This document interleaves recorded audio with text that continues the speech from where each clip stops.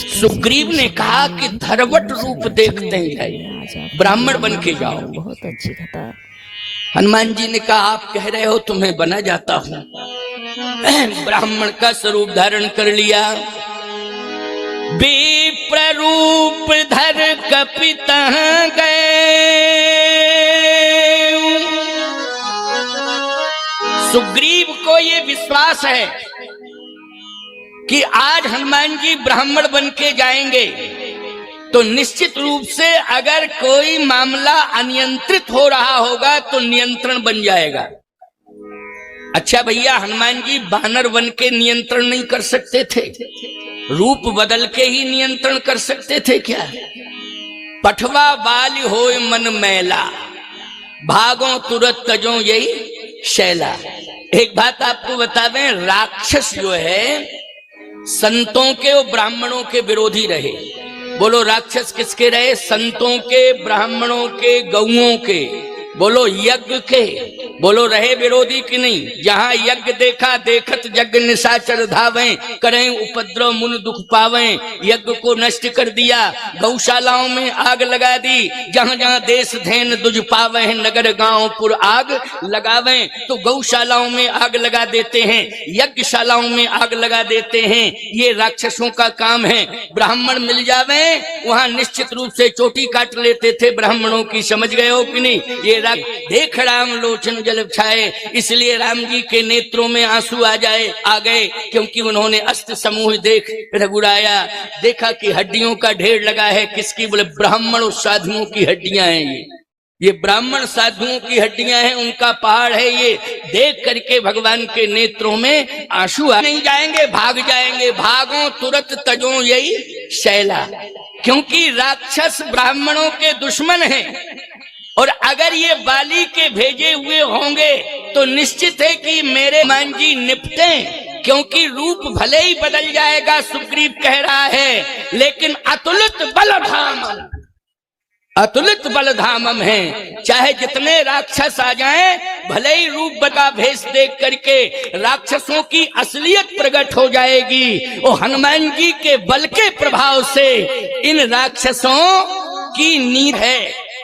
ये सुग्रीव की सोच है प्यारे, अपनी अपनी सोच होती है। हमारी कुछ और सोच है, इनकी कुछ और सोच है। ये माताएं बैठी हैं, इनकी कुछ और सोच है।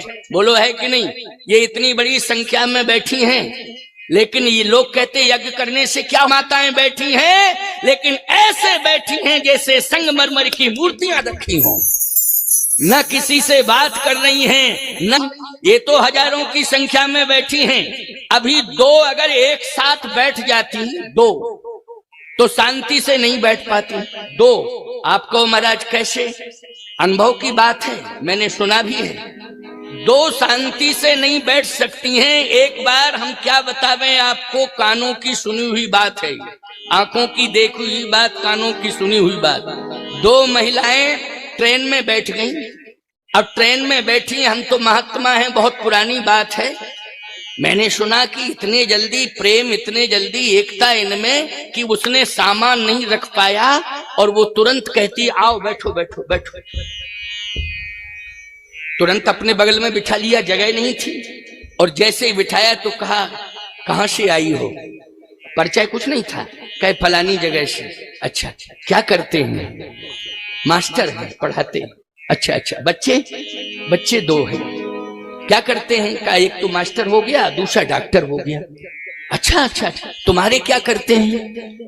कहे हमारे पूरे जिले में शराब की सप्लाई करते हैं। बोले 22 हजार 22 हजार।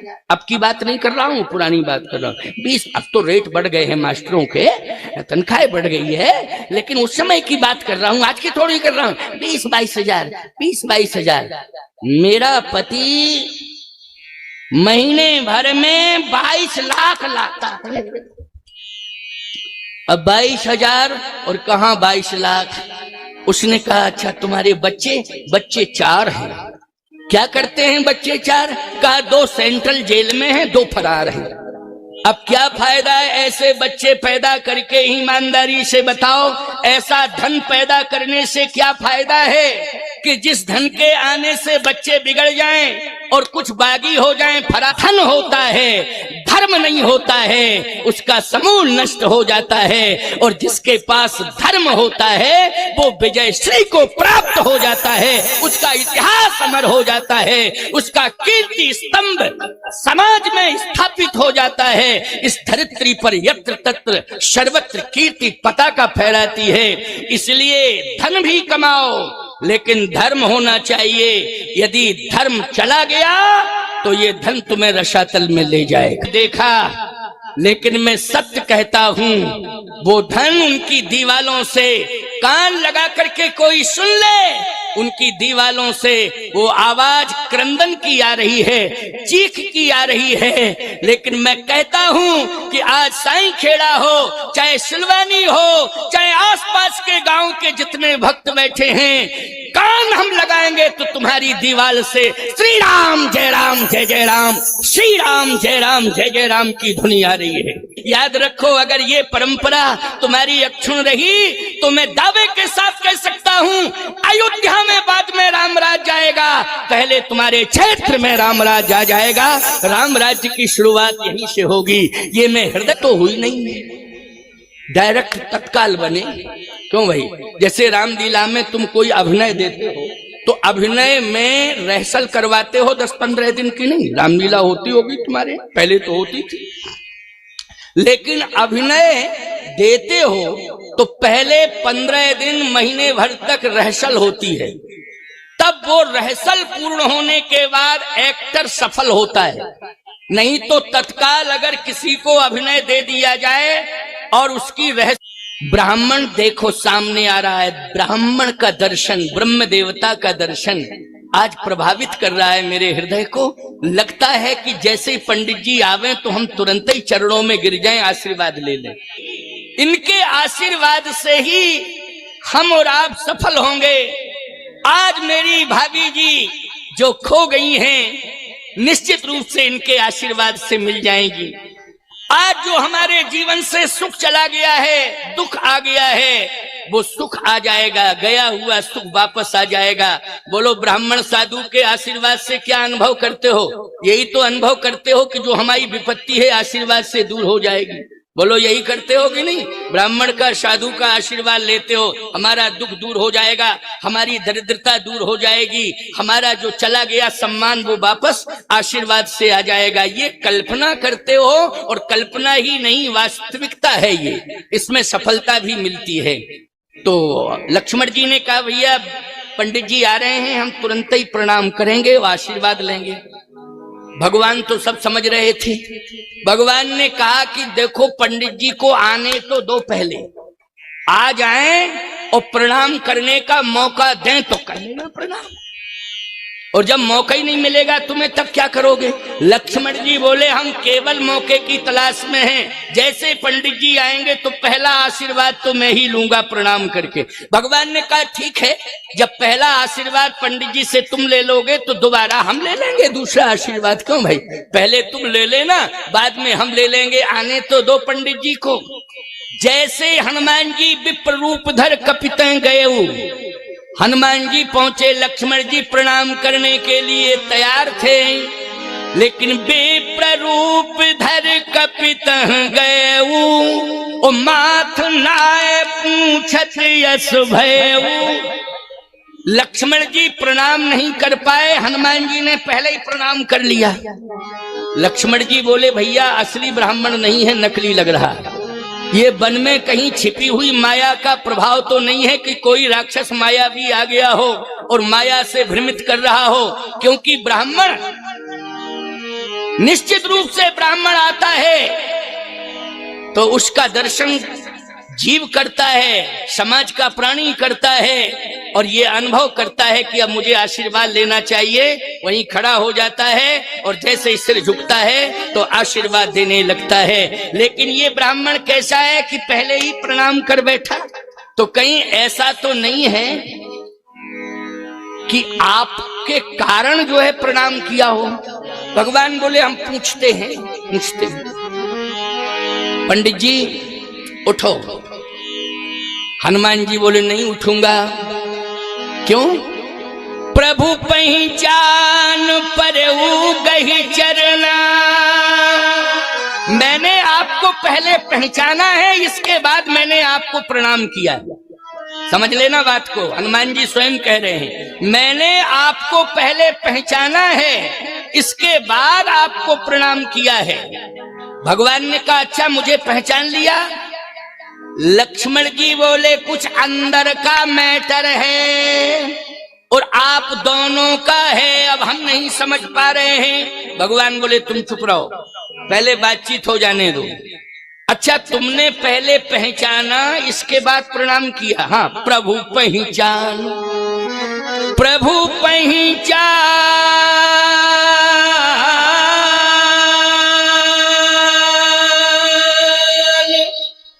परऊ गही चरना। और सो सुख उमा जाहि नहीं बरना। भगवान शंकर कहते हैं इस सुख का मैं वर्णन नहीं कर सकता हूं। कितना सुख आज मुझे मिल रहा है, इसका मैं वर्णन नहीं कर सकता हूं। लेकिन सुख किसे मिल रहा है? शंकर जी को। लेकिन हनुमान जी कहते हैं कि मैंने पहचान लिया। भगवान ने कहा अच्छा पहचाना हो तो बताओ मैं कौन हूं, मैं कौन हूं? हनुमान जी बोले बंबई छापा का एक चौपाई इसलिए सुना रहा हूं कि उसमें तुम लोगों का वंश जुड़ गया है। हंस बोले रघुवंश कुमारा, गीता प्रेस में नहीं है। हंस बोले रघुवंश कुमारा, इसका मतलब है कि स्पष्टीकरण है कि भगवान ये सिद्ध करना चाहते हैं कि मैं रघुवंशी हूँ।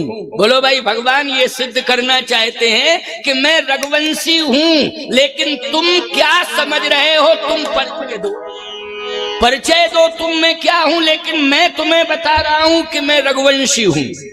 हंस बोले रघुवंश कुमारा, विधि कर लिखान में टनहारा। कौशलेश दशरथ के जाए,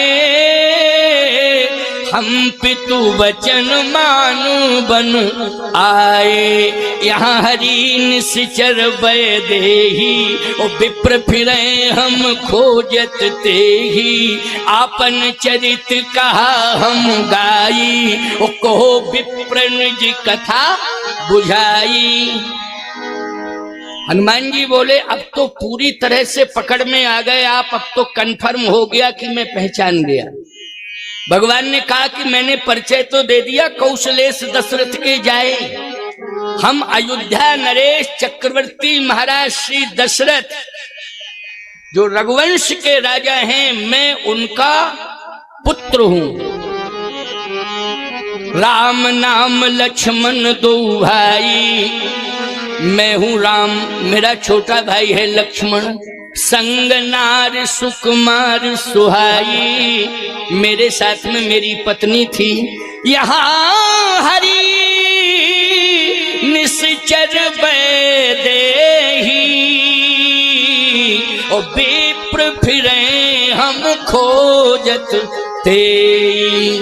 मेरी पत्नी का हरण हो गया है, और जब मैंने अयोध्या छोड़ी थी तो पिता का मरण हो गया था, और जब मैं वन में आया तो मेरी पत्नी का हरण हो गया। आपन चरित कहा हम गाई, ओ कहो विप्र निज कथा बुझाई। हनुमान जी बोले पिताजी का मरण और पत्नी का हरण कोई गा के सुनाएगा?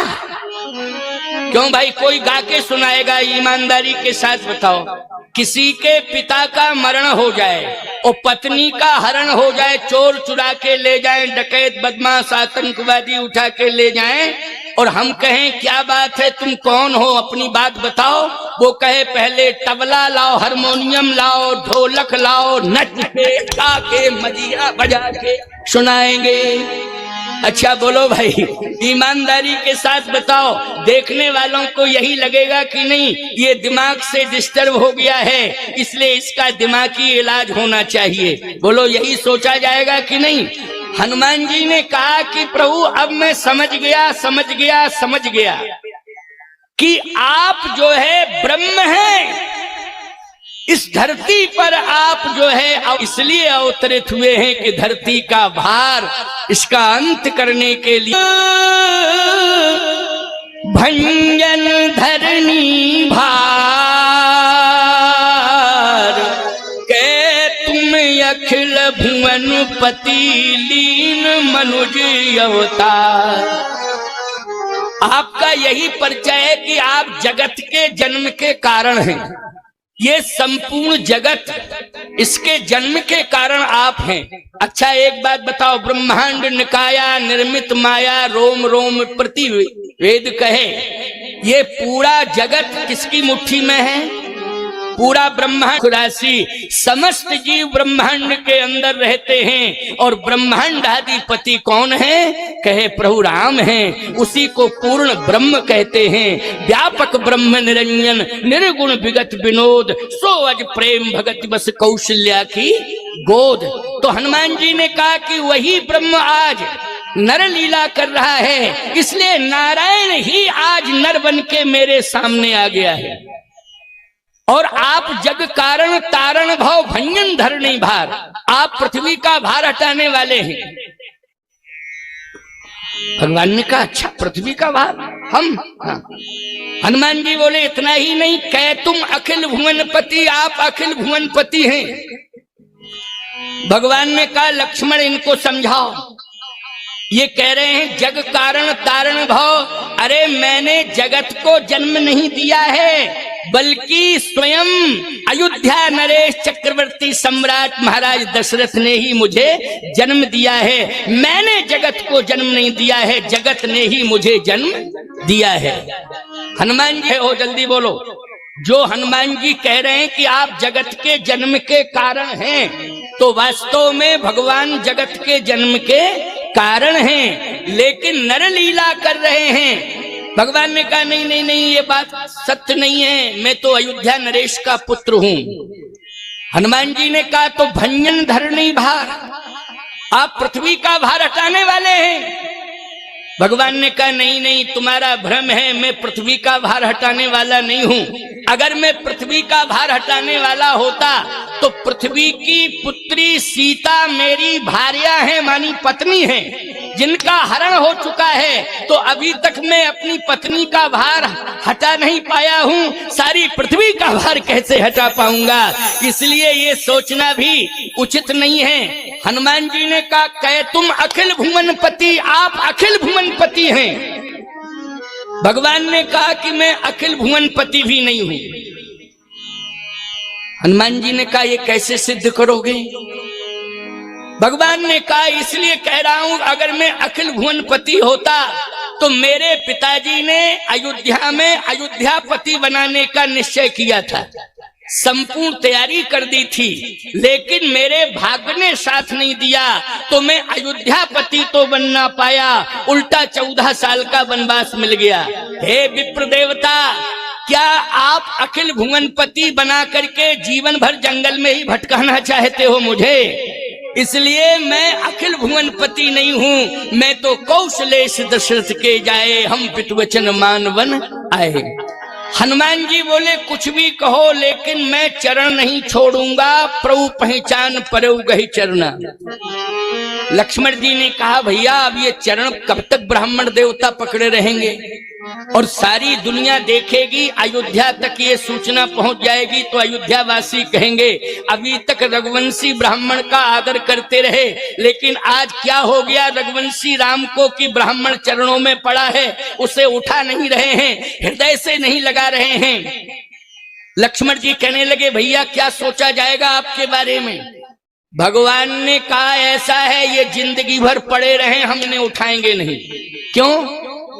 इनसे पूछो ये वास्तव में ब्राह्मण हैं कि बने हुए ब्राह्मण हैं? पूछो इनसे। लक्ष्मण जी ने कहा ये बताओ पंडित जी, असली ब्राह्मण हो कि बने हुए ब्राह्मण हो? हनुमान जी बोले ना हम असली, ना ये असली, हम भी बने और ये भी बने। अच्छा सही बात है कि नहीं? दोनों बनी है कि जो ये बने हुए हैं न इनमें असलियत है, जो हम बने हुए हैं न हम में असलियत है, दोनों ही बने बनाए हैं। इसलिए अब तो एक काम हो जाए कि दोनों ही असलियत में आ जाएं, बनावटीपन छोड़ के असलियत में आ जाएं।